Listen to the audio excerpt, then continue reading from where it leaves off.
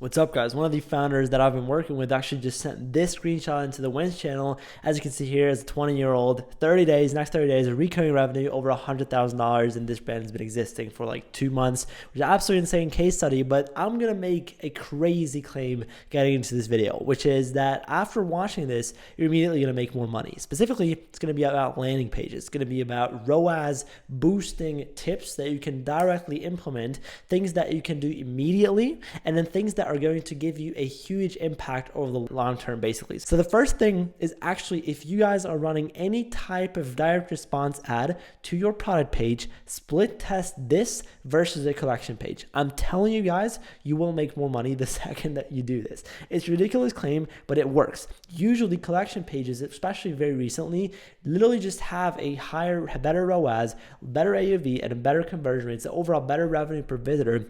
And Facebook's charging you the same amount of money for the CPM because there's no specific videos or something. So it literally just makes you more money when you do this. Now, how you specifically want to execute this is A/B test 50% product page, and then the other 50% goes to a specific collection page, which is going to have on the top left corner your main hero product, right? In the middle of the screen, there's like the second thing is going to be a bundle, a super expensive bundle with the main product and a bunch of other things, and then the rest is just the other products in that same bundle, okay? And this A/B test, right? I guarantee this, there's no way that you make less money or the same amount of money from this. I'm telling you guys, this is an immediate quick fix. It probably takes around 5 or 7 minutes to set this up, and you're going to make 20-30% more money. Okay, try it. Again, don't believe me, just try it. Second thing, winning ad specific landing pages. Okay, this is actually a ridiculous thing that no one really talks about it, but I think that this is probably one of the most powerful things that I've been experimenting around with, and with all the portfolio brands that I've been working with. So you have to understand that when you find the winning ad, it's not just the hook or not just the specific pacing or not only the creator or the aesthetic that made that ad work. There's a specific desire and emotion that it triggered. Okay, now every purchase decision that we humans make, right, is all driven by emotions. Now if you want to get the same exact emotion that you already got from the people from in the ad side of things when you got the traffic, and obviously just replicate the same thing over the buying funnel until they click on buy now,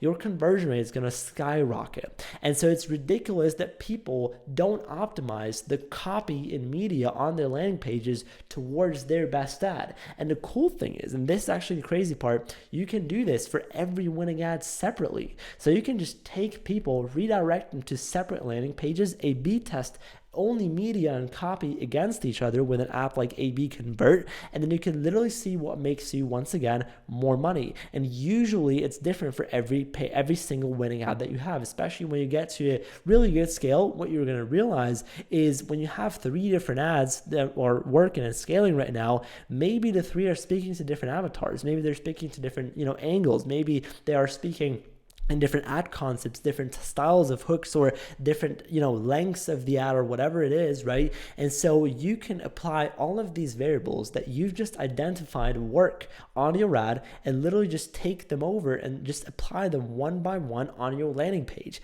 And it is going to work because you're going to trigger the same emotion out of those people. You're going to specifically talk to the same exact things. You're going to replicate what they already heard. You're going to reinforce what they just heard in the marketing, and that's just going to lead them to buy. Okay, and this is how direct response really works. You want to have a very smooth, same emotion funnel throughout the entire process, and there's no rule. Like you guys think in rules, there's no one that makes rules that you can only have one landing page or one product page. No, you can have 50 if you want to. You can have as many as you possibly want. And then the third thing which I want to tell you guys, which you can and actually should implement directly into whatever funnel you make from now on your e-com store, is going to be adding and removing friction. And this is something which kind of disagrees with the usual, advertorial is going to save your business type of claim, because a lot of people are walking around on the YouTube right now telling you that funnel dropshipping is everything, right? But if you actually been around a little bit, then you know that add to product page is also a funnel. And so you don't add in friction into your funnel, meaning friction being, you make the funnel longer, right? So you add in extra steps when you, for example, add in a pre-sales page. An advertorial adds in friction. It makes it harder for people to click through.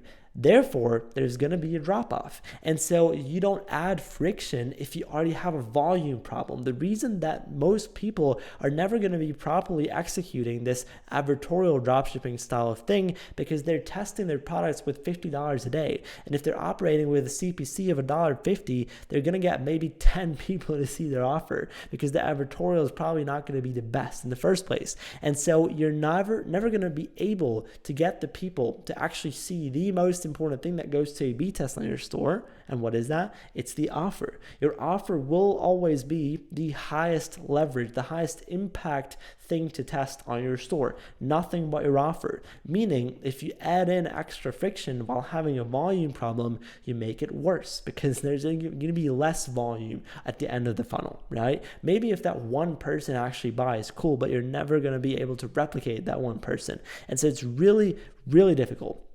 Same thing, by the way, if you have a quality problem. So that's now we're turning it around. Let's say you get a bunch of traffic, 10 cent CPCs, but no one converts. Of course, then you don't want to make it easier to buy. That's the thing where you want to make it harder to buy. Now, let's actually get into the long-term fixes that you can optimize on your store, on your landing pages, so you can just make more money. And the first thing is actually the landing page headline testing. Okay, so if you've not been around to this channel, you don't know the hook test yet. Basically what that is you make image ads that are 1x1 square, white background, black text, just text on it, right? You test a bunch of those, and then you literally just analyze isolated which are the best hooks, and then you put those into the actual ads. Now what that's going to do is going to increase the hit rates, and you actually test the hooks first before you test creatives, which is going to make you, it's going to save you hundreds and hundreds of dollars in otherwise that you would have just wasted and burnt on actual creative tests. Okay, now the cool part is, and this is actually what I haven't talked about that often before, is that you can do the exact same thing for landing page headlines, right? So let's say you have an advertorial and you want to A/B test, or you want to know what type of landing page are most people clicking on. Okay, you want to know what is grabbing like the most attention.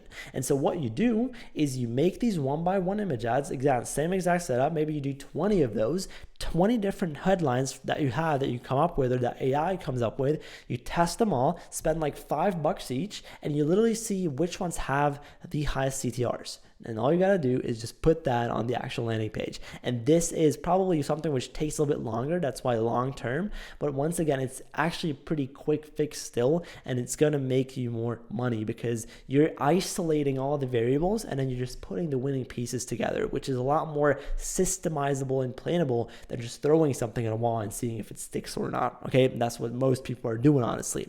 Second thing is offer optimization. And I'm sorry that I even have to mention this, but people don't do this. People are not playing around with, every type of way to making their offer consumable, getting the LTV up with subscription offers, but also at the same time charging more money, conversion rate optimization based on the offer. There's so much. It goes so much deeper. Building an actual cold friendly offer, meaning an offer that cold people, unaware people can resonate with, is so much deeper than people on YouTube talk about it.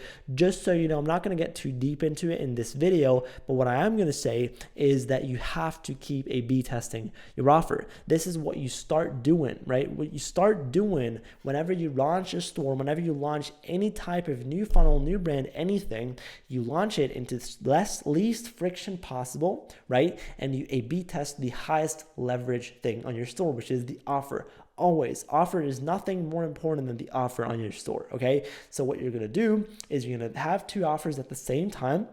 Ideally, as different from each other as possible.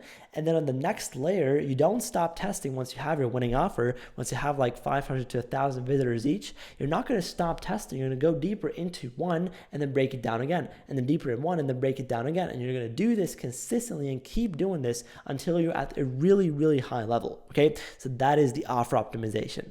And the last thing is actually this disqualification process. Now, once again, this is something that we already know from creatives. You can add in things that disqualify people, add in friction basically into your landing page, into your ads, right? And basically, get people to drop off, but the ones that don't will actually convert higher. And the important part is you have to do this on your funnel too, not even on, pre-sales pages. You can do this on the product page.